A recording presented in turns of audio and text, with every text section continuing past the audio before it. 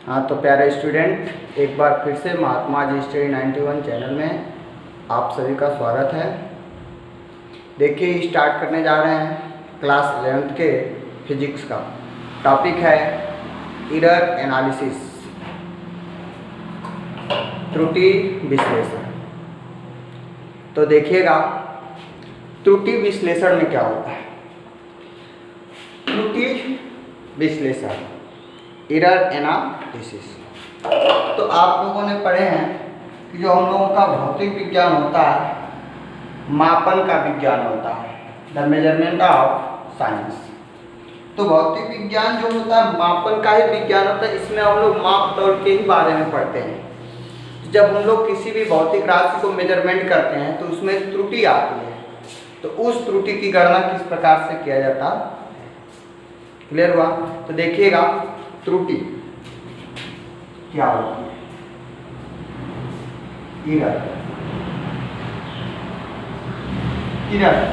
Error का मतलब ये किसी भी भौतिक राशि को मेजरमेंट करना है। जैसे ये देखिए, इसी मार्कर की ही लंबाई को हमें मेजरमेंट करना, तो इसका एक निश्चित मान होता है, वास्तविक मान जिसे कहते हैं, रियल वैल्यू।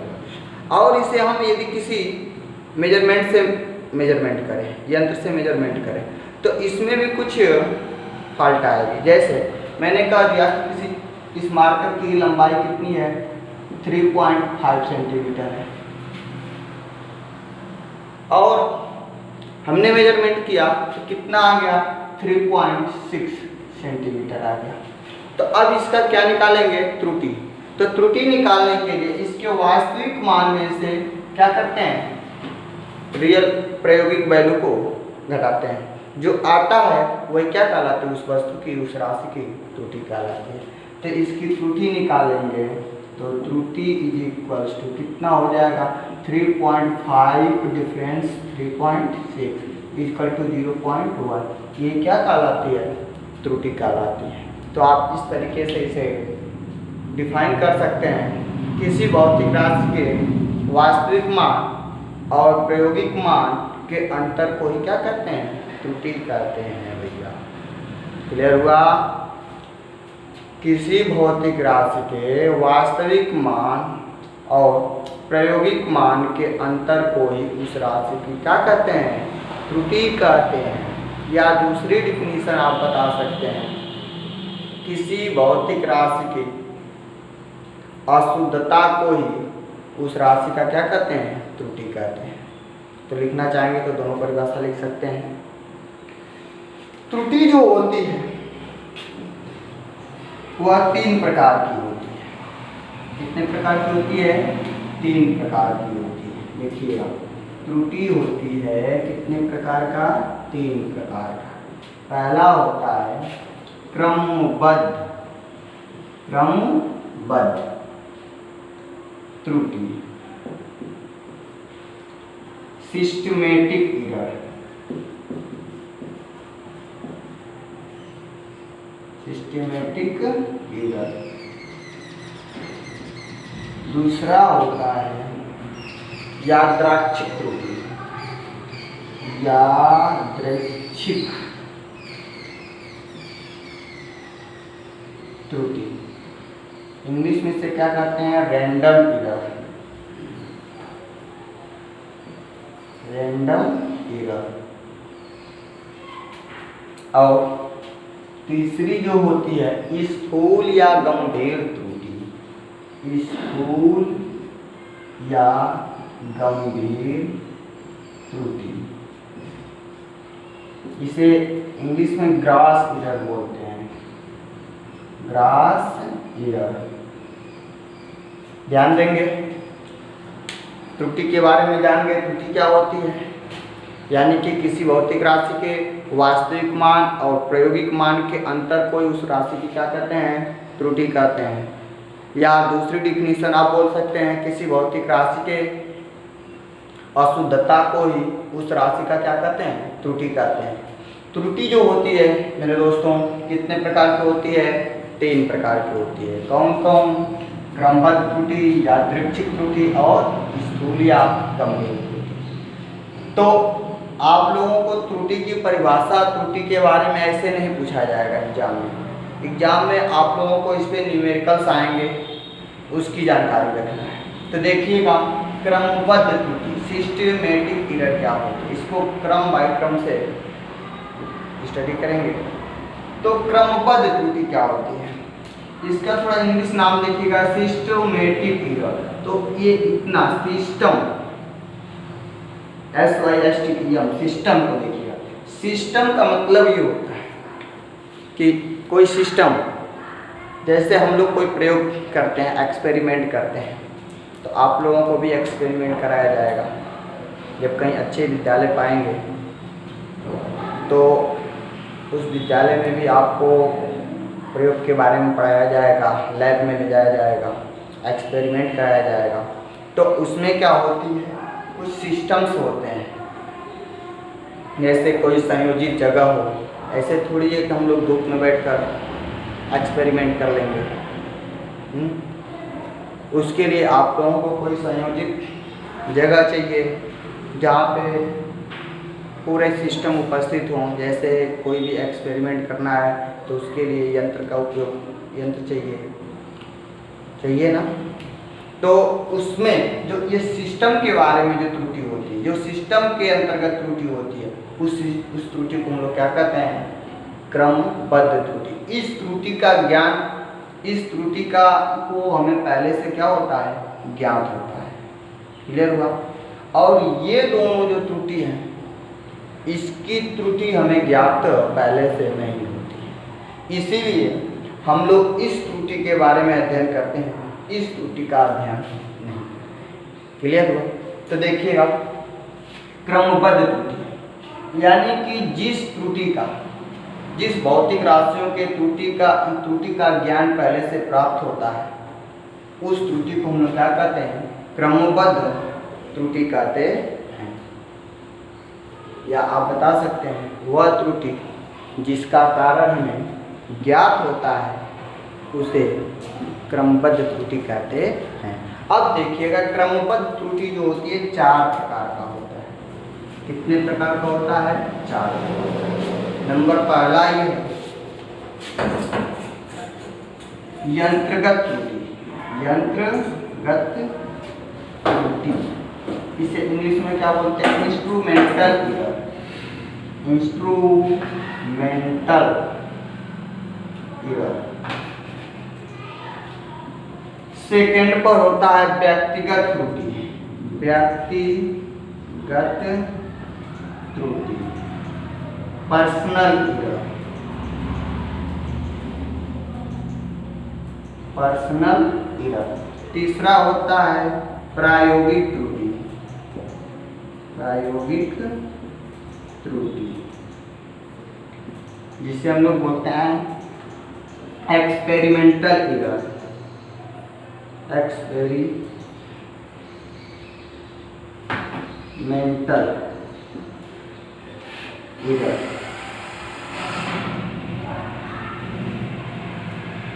और चौथा होता है वातावरण के कारण। वातावरण के कारण। तो त्रुटि, क्रमबद्ध त्रुटि जो होती है, कितने प्रकार की होती है, 4 प्रकार का। अब इसके बारे में क्रम से अध्ययन करेंगे। सबसे पहले देखिएगा यंत्रगत त्रुटि क्या होती है, इंस्ट्रूमेंटल। यानी कि जब हम लोग लैब में जाएंगे तो वहाँ पे कई सारे यंत्र मिलेंगे, तो उस यंत्र में जो त्रुटि पाई जाएगी तो उस त्रुटि को हम लोग क्या कहेंगे, यंत्रगत त्रुटि। जैसे आपके लैब में बहुत पुराना एक इंची टेप हो आपका, जिसे आप स्केल बोलते हैं, और स्केल ऐसे में रहती है, यहाँ पे इसका ये वाला 0 पॉइंट पे होता है, और ये वाला सिरा आप देखते हैं तो 15 सेंटीमीटर पे होता है, और बीच में ऐसे इसके खाने बने रहते हैं, होते हैं। तो उसमें पता ये चला कि आपकी जो लैब में फीड रखी गई है, स्केल रखी गई है, वो बाबे आदम की रखी गई है। यानी कि यहाँ से आपका ये नोक वाला सिरा इतना खत्म हो गया है, ये। तो अब ये आपका जो स्केल है ये ऐसे हो गई, तो बताइए इसके नोक वाला सिरा समाप्त हो गया, तो क्या उसको आप एक्सपेरिमेंट करेंगे तो ये सही एक्सपेरिमेंट मिलेगा? नहीं मिलेगा। अब इसके नोक को पता ही नहीं कि 0 सेंटीमीटर कहाँ पे है, इसका 0.5 ml ही गायब हो चुका है, तो उससे एक्सपेरिमेंट सही आएगा? नहीं आएगा। तो उससे जो त्रुटि होगी उस त्रुटि को क्या कहेंगे? यंत्रगत त्रुटि। यानी इसके बारे में लिखना चाहेंगे तो लिख सकते हैं, यंत्रों में त्रुटि होने के कारण, यंत्रों के कारण त्रुटि को हम लोग क्या कहते हैं? यंत्रगत त्रुटि कहते हैं। अब उसके बाद है व्यक्तिगत त्रुटि, पर्सनल एरर। यानी व्यक्ति विशेष के कारण जो होने वाली त्रुटि होती है उसे हम लोग क्या कहते हैं? व्यक्तिगत त्रुटि। जैसे कोई स्टूडेंट है, वो अपने बदतमीजी पे लग चुका है, यानी कि किसी उसको स्केल से मेजरमेंट करना है या किसी यंत्र से मेजरमेंट करना है और उस यंत्र को वो सही तरीके से यूज करके मेजरमेंट न करे, तो उसमें जो त्रुटि होती है, इस प्रकार की जो त्रुटि होती है उसे हम लोग क्या कहेंगे? व्यक्तिगत त्रुटि। तो आप इसकी डिफिनीशन लिख सकते हैं, व्यक्ति विशेष के कारण होने वाली त्रुटि को व्यक्तिगत त्रुटि कहते हैं। क्लियर हुआ ना? आगे देखिएगा, प्रायोगिक त्रुटि, एक्सपेरिमेंटल एरर। यानी कि प्रायोगिक सिद्धांतों के अभाव में जो होने वाली त्रुटि है उसे क्या कहते हैं? प्रायोगिक त्रुटि। प्रायोगिक सिद्धांतों के अभाव में होने वाली त्रुटि को हम लोग क्या कहते हैं? प्रायोगिक त्रुटि। इसके बारे में थोड़ा समझिएगा।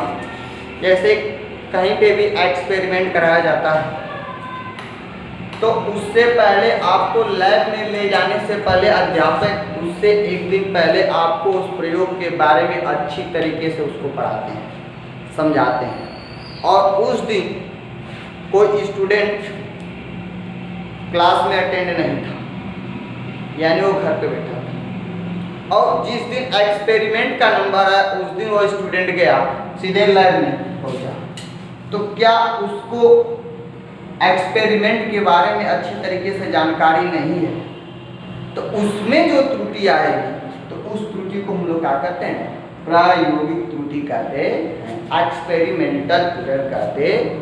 इसी की ही डिफिनीशन बोला जा रहा है, प्रायोगिक सिद्धांतों के अभाव में जो होने वाली त्रुटि है उसे हम लोग क्या कहते हैं? एक्सपेरिमेंटल एरर, प्रायोगिक त्रुटि कहते हैं। वातावरण के कारण,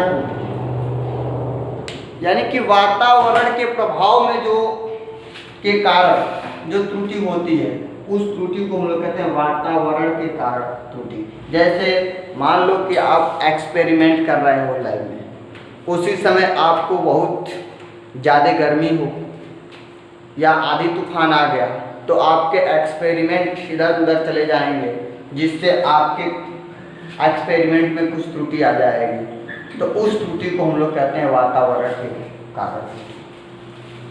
क्लियर हुआ? अब उसके बाद देखिएगा, क्रम से एक बार रिवीजन कर देता हूँ। यंत्रगत त्रुटि, यंत्रों में होने वाली त्रुटि को यंत्रगत त्रुटि कहते हैं। व्यक्तिगत त्रुटि, पर्सनल एरर, व्यक्ति विशेष के कारण होने वाली त्रुटि को व्यक्तिगत त्रुटि कहते हैं।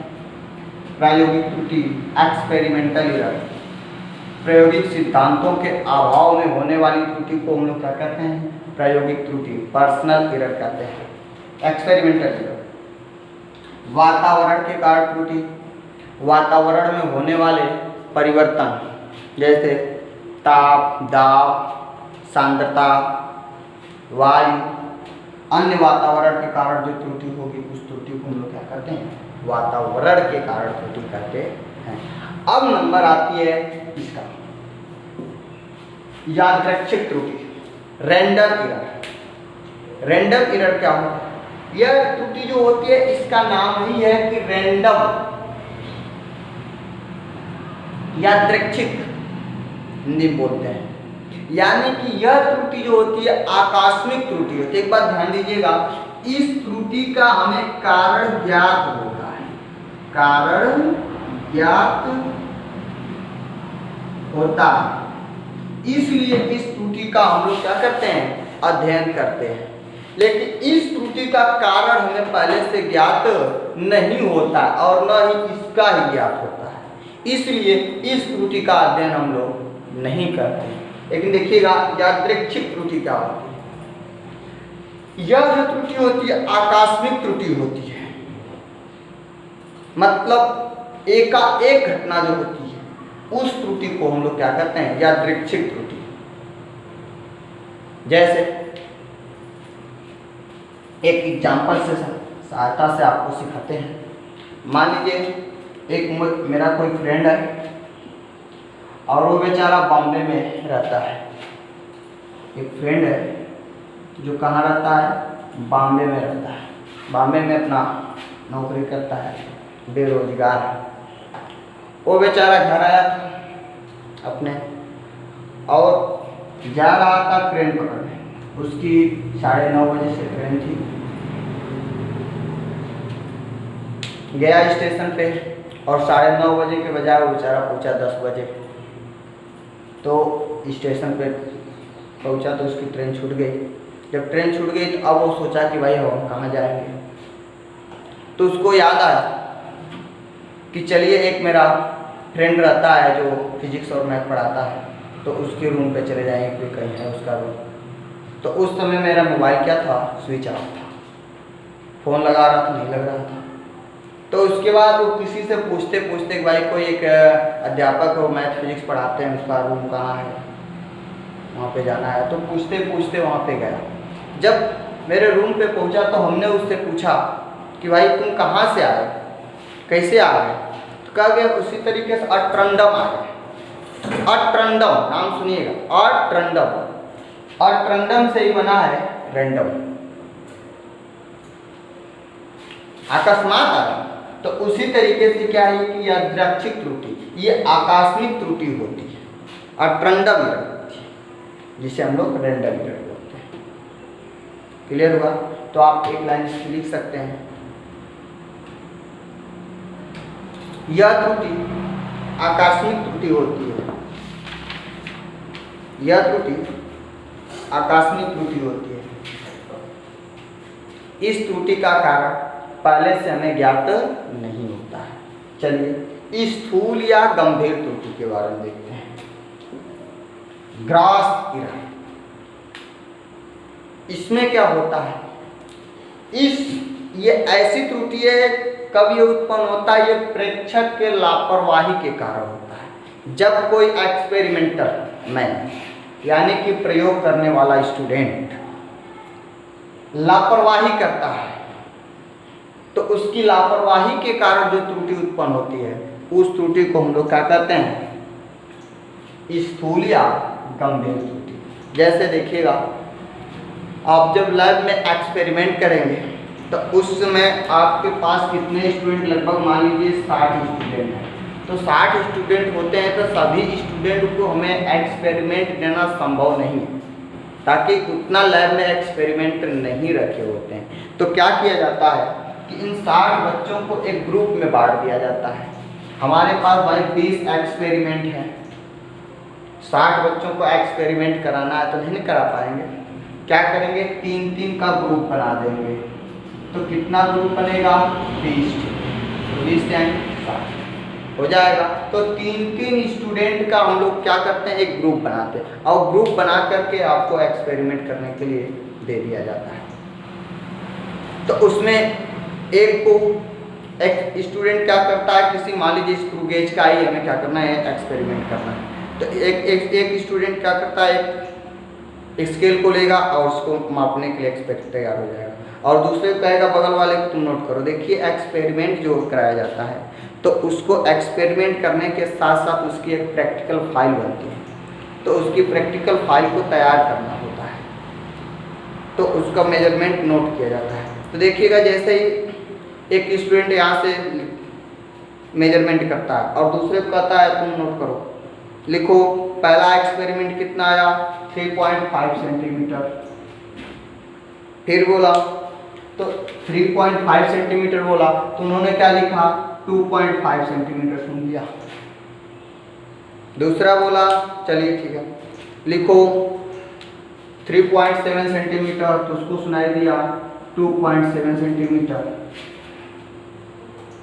तो इस प्रकार से जब इसको एक्सपेरिमेंट 4-5 नोट कर लिए तो अब इसके बाद जब इसकी काउंटिंग किए, काउंटिंग करके अध्यापक के पास लेकर के गए आप, तो अध्यापक को पहले से इसका रीडिंग प्राप्त होता है, ज्ञात होता है कि इसकी इतनी रीडिंग वैल्यू आएगी। और वहाँ पे लेकर गए तो अध्यापक देखे तो पहले बता दिए कि आपका ये एक्सपेरिमेंट फॉल्ट है, जाओ फिर से करके लाओ। तो इस प्रकार की जो त्रुटि होती है उस त्रुटि को हम लोग क्या कहते हैं, स्थूल या गंभीर त्रुटि। तो आप इसकी डिफिनीशन एक लाइन में लिख सकते हैं, प्रेक्षक की लापरवाही के कारण होने वाली त्रुटि को स्थूल या गंभीर त्रुटि कहते हैं। अब तो समझ में आ गया। अब उसके बाद देखिएगा आगे,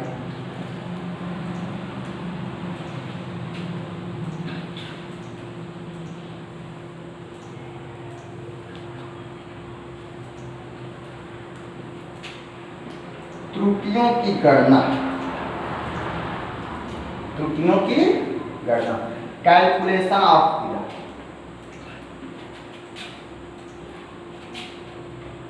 हेडिंग बनाइएगा त्रुटियों की गणना, त्रुटियों की गणना, calculation of error.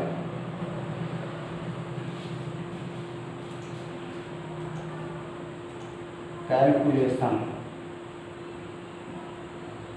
Of error. देखिएगा जो त्रुटियों की गणना होती है वो 4 प्रकार से होती है, 4 प्रकार की होती है।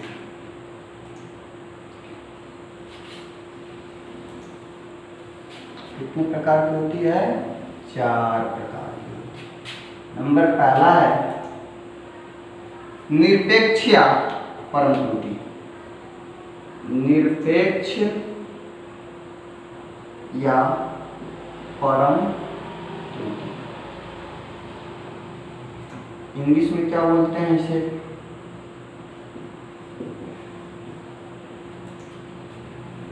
Absolute error, absolute error.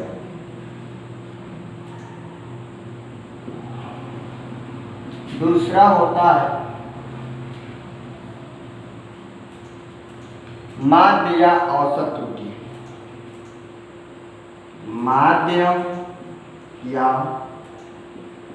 औसत त्रुटि। इंग्लिश में क्या बोलते हैं इसे, मीन और एवरेज एरर, एरर। तीसरा होता है सापेक्ष या भिन्नात्मक त्रुटि, सापेक्ष या भिन्नात्मक त्रुटि। इंग्लिश में क्या बोलते हैं, रिलेटिव और रिलेटिव और फ्रैक्शनल एरर।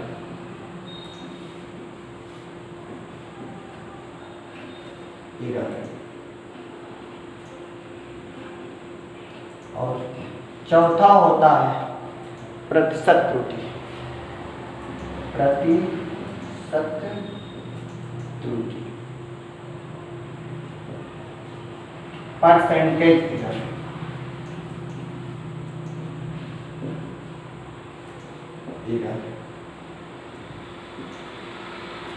तो आप देखिए त्रुटियों की गणना कितने प्रकार से की जाती है, 4 प्रकार से। कौन कौन है, निरपेक्ष या परम त्रुटि, माध्य या औसत त्रुटि, सापेक्ष या भिन्नात्मक त्रुटि, और एक लास्ट है परसेंटेज एरर, प्रतिशत त्रुटि।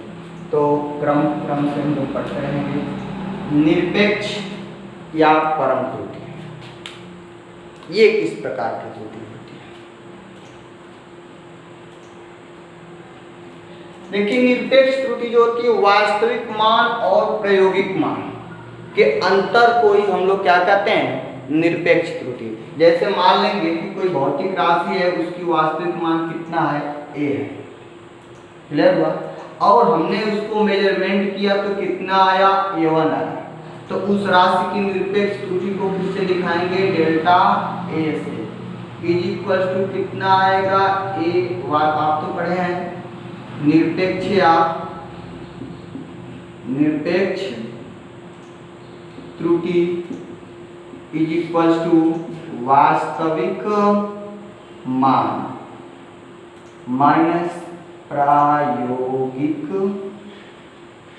मान, वास्तविक मान माइनस प्रायोगिक मान, ये माइनस की जगह पर डिफरेंस लगा देंगे, यानी कि त्रुटि कभी भी मेरे भाई ऋणात्मक नहीं होती है, क्या होती है, धनात्मक होता है।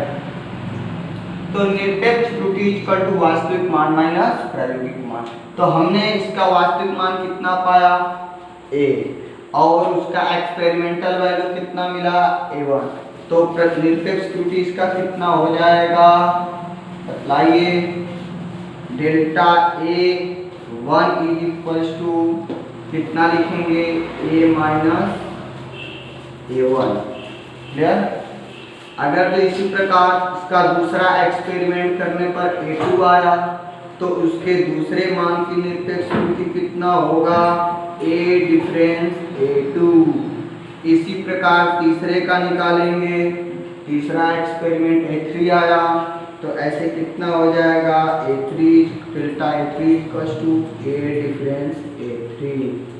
ऐसे ही हमने कितना एक्सपेरिमेंट किया, n एक्सपेरिमेंट किया, कितना आ गया, an, तो उसमें कितना त्रुटि हो सकती है मेरे भाई, delta an is equal to a minus an।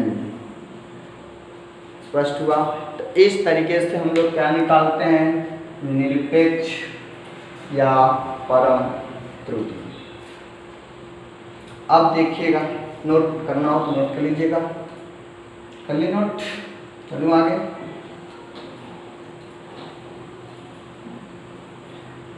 माध्य या औसत त्रुटि, माध्य या औसत त्रुटि क्या होती, यदि आप एक्सपेरिमेंट कर रहे हैं तो किसी भी भौतिक राशि के एक एक्सपेरिमेंट से अधिक बार एक्सपेरिमेंट किया जा रहा है तो उसका क्या निकालते हैं, माध्य या औसत निरपेक्ष त्रुटि। क्या निकालते हैं, माध्य या औसत निरपेक्ष त्रुटि निकालते। जैसे हमने मान लिया कि मेरे पास कितने एक्सपेरिमेंट किए गए, किसी भौतिक राशि का वास्तविक मान a है और उसको कितने बार एक्सपेरिमेंट किया, n टाइम एक्सपेरिमेंट किया, तो a1 a2 a3 dot dot an times experiment किया। तो उस सिचुएशंस में माध्य या औसत त्रुटि जो निकाली जाती है तो उसके माध्य या औसत त्रुटि निकालने के लिए इसका फार्मूला होता है कुल पदों का योग, यानी कि इसके निरपेक्ष त्रुटियों का टोटल योग अपान इसके वास्तविक मान, यानी कुल पदों का योग बटे कुल पदों की संख्या। तो देखिएगा माध्य या औसत निरपेक्ष त्रुटि कैसे निकालते हैं, लिखेंगे माध्य या औसत निरपेक्ष त्रुटि, निरपेक्ष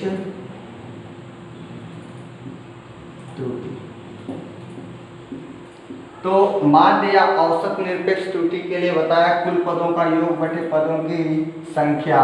तो पहला एक्सपेरिमेंट किया तो कितना त्रुटि मिलेगा, डेल्टा a1 का, दूसरा का डेल्टा a2, इसी तरीके से कितना मिलेगा, डेल्टा an। तो लगाइए formula, delta a1 plus delta a2 plus delta a3 plus dot dot delta an। अब देखिएगा इसको हम लोग क्या निकालेंगे, मार्ग लगाएंगे। मार्ग लगाने का मकसद ये है कि कभी भी मैंने बताया हूँ कि त्रुटि होती है वो ऋणात्मक नहीं होती है। क्या होती है? धनात्मक होती है। अब बताइए इसका माध्य या औसत निरपेक्ष त्रुटि कुल पदों का योग यानी कुल त्रुटियों का योग बटे पदों की संख्या। कितनी संख्या है? n है। इसी को आप लिख सकते हैं 1/n summation delta A I. I is equal to 1 से n is equal to I. इस तरीके से निकालेंगे माध्य या औसत निरपेक्ष त्रुटि। क्लियर हुआ? तो याद रखेंगे माध्य या औसत निरपेक्ष त्रुटि तभी निकाली जाती है जब एक्सपेरिमेंट आपका एक से अधिक बार किया गया। एक बार किया गया होगा तो ये निरपेक्ष त्रुटि। अब उसके बाद बात आती है सापेक्ष या भिन्नात्मक त्रुटि। तो एक बात देखिएगा, इसमें इसके नाम से ही पता चल रहा है भिन्नात्मक।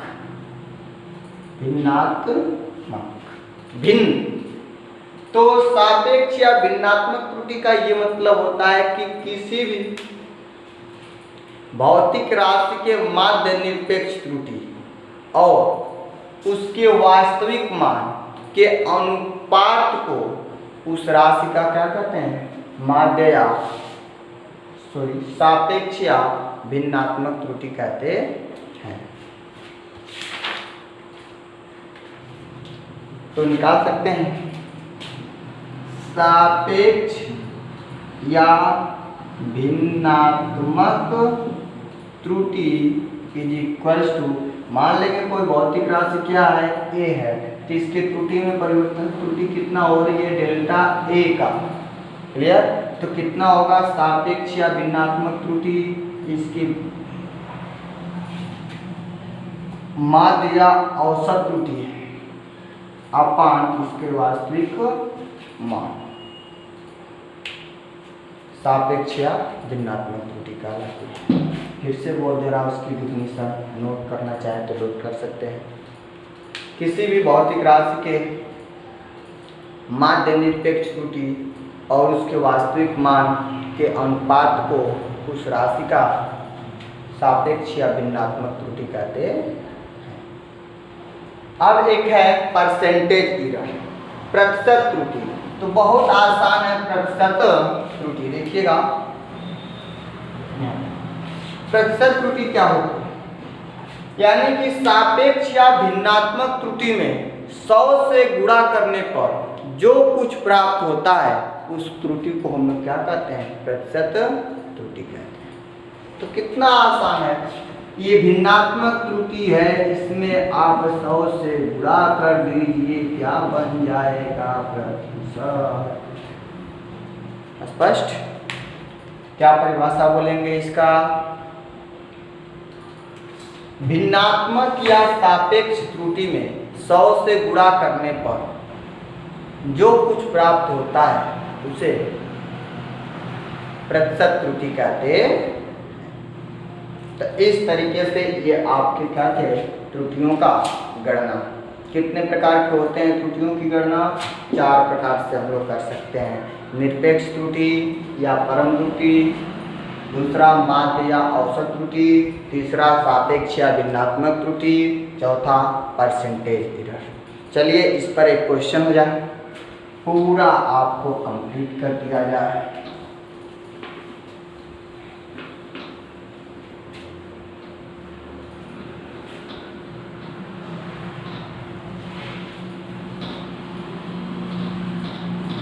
नोट करिएगा, किसी छड़ की लंबाई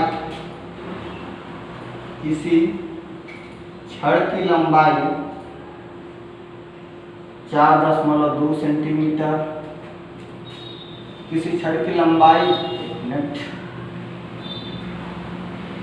किसी छड़ की लंबाई की माप क्रमशः 4.2 centimetre, 4.4 centimetre, 4.6 centimetre and 4.8 centimetre है। तो इस छड़ की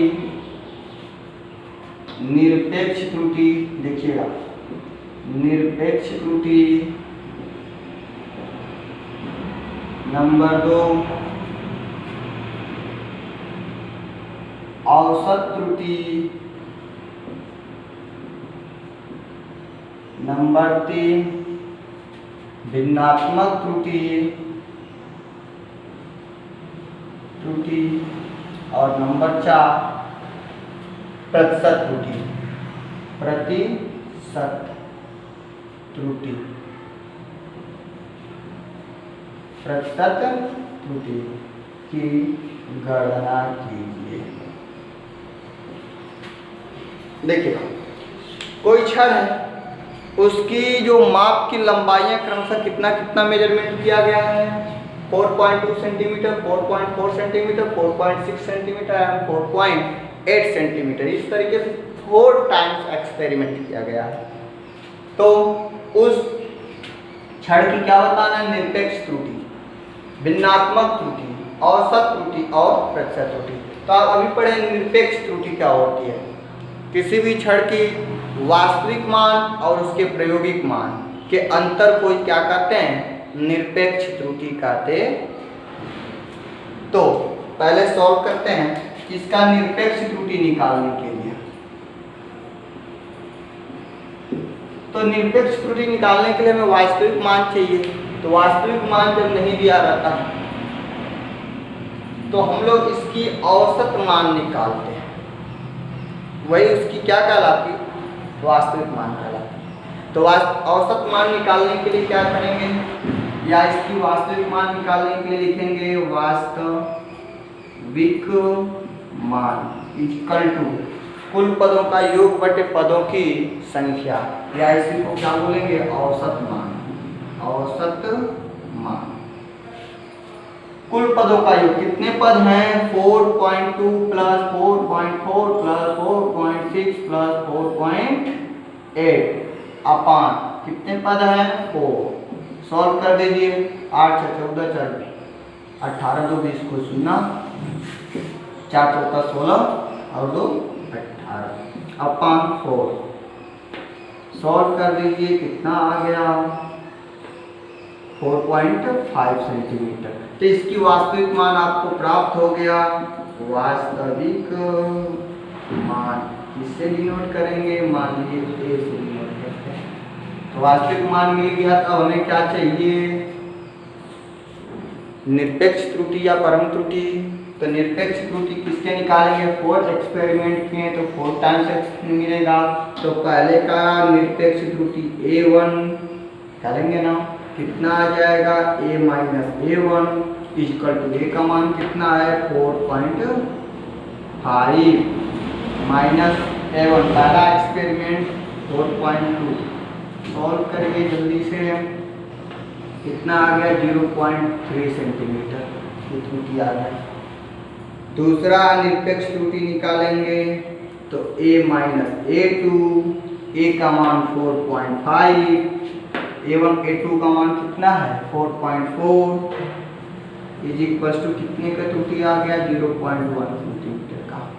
अच्छा, तीसरा निरपेक्ष त्रुटि निकालेंगे, कितना आएगा, A - A3, A का मान कितना मिला, 4.5 माइनस तीसरा एक्सपेरिमेंट कितने का आया है, 4.6।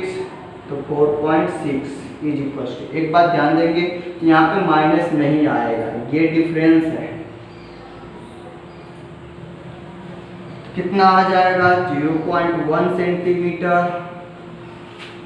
और इसी प्रकार फोर्थ एक्सपेरिमेंट की त्रुटि निकालेंगे तो A - A4 is equals to 4.5 minus कितना आएगा, 4.8 इज इक्वल्स टू 0.3 सेंटीमीटर। यहाँ पे डिफरेंस लगा देंगे। तो आप लोग सभी निरपेक्ष त्रुटि निकाल ली है एक्सपेरिमेंट के। अब हमें दूसरे नंबर पे क्या करना है, भिन्नात्मक त्रुटि। तो भिन्नात्मक त्रुटि के लिए आप अभी देखे हैं कि इसके माध्य निरपेक्ष त्रुटि अपान वास्तविक निरपेक्ष त्रुटि, वास्तविक मान, यही ना। तो निकालिएगा नंबर 2 पर भिन्नात्मक त्रुटि। भिन्नात्मक त्रुटि इज इक्वल टू, कैसे निकालेंगे, सभी त्रुटियों को जोड़ा जाएगा, कितना आएगा, माड ऑफ डेल्टा A1 प्लस माड ऑफ डेल्टा A2 प्लस माड ऑफ डेल्टा A3 प्लस माड ऑफ डेल्टा A4 अपान वास्तविक मान कितना आ जाएगा, A। करेक्ट। सॉल्व कर दीजिए, या इसको ऐसे भी नोट कर सकते थे।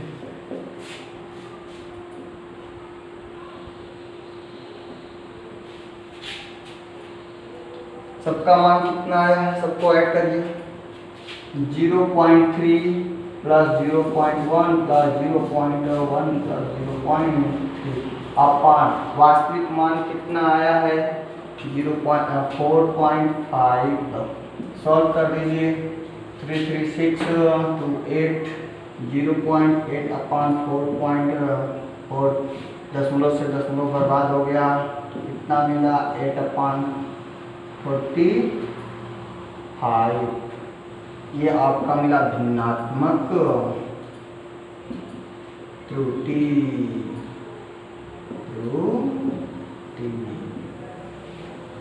अब हमें तीसरे नंबर पे निकालना है औसत त्रुटि। औसत त्रुटि का निकालने के लिए आप लोगों ने देखा है कुल पदों का योग बटे पदों की संख्या। तो कुल पद कितने हैं आपके, ये है ना, अपन पदों की संख्या। तो जल्दी जल्दी सॉल्व कीजिए। औसत त्रुटि निकाला, तीसरा नंबर निकाला गया तो क्या है,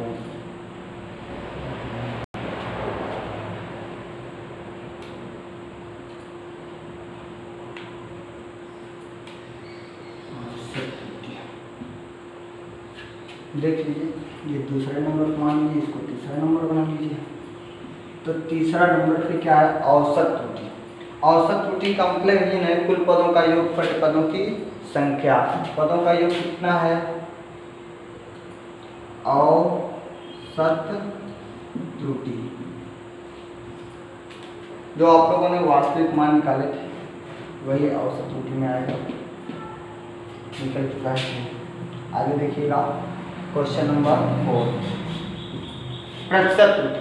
प्रतिशत त्रुटि निकालने के लिए आपको बताया गया है कि इसके भिन्नात्मक त्रुटि में 100 से क्या करते हैं, गुणा कर देते हैं, जो रिजल्ट आता है वही क्या कहलाती है, प्रतिशत त्रुटि।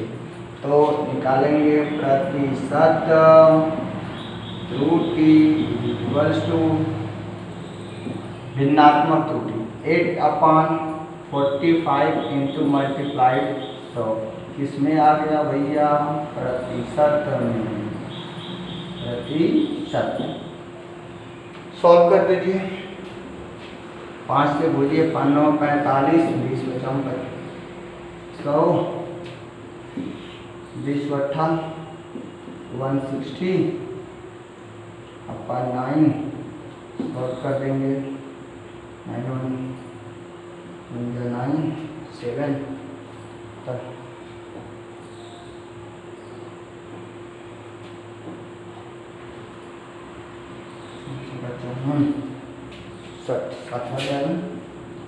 सठ 9 बचा 7। ये तो इस तरीके से हम लोग निरपेक्ष त्रुटि, भिन्नात्मक त्रुटि, औसत त्रुटि और प्रतिशत त्रुटि की गणना करते हैं। देखिएगा औसत त्रुटि जो होती है कैसे निकालते हैं, कुल पदों का योग बटे पदों की संख्या, जो हम लोगों को वास्तविक मान से रिलेटेड मिला है। अब उसके बाद यहाँ पे ये तो दूसरा नंबर पे ही मिल गया था, पहला नंबर ये था ना, निरपेक्ष त्रुटि निकालना। जब तक इसके वास्तविक मान नहीं पाएंगे तब तक निरपेक्ष त्रुटि की गणना नहीं कर पाएंगे।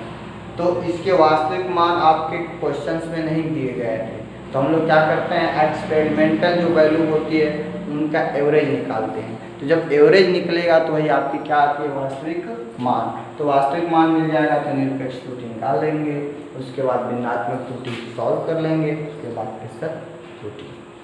तो चलिए आज की वीडियो में यहीं तक रहने देते हैं, अगले वीडियो से मिलेंगे त्रुटियों का संयोजन। क्लियर? तब तक के लिए थैंक्स यू सो मच।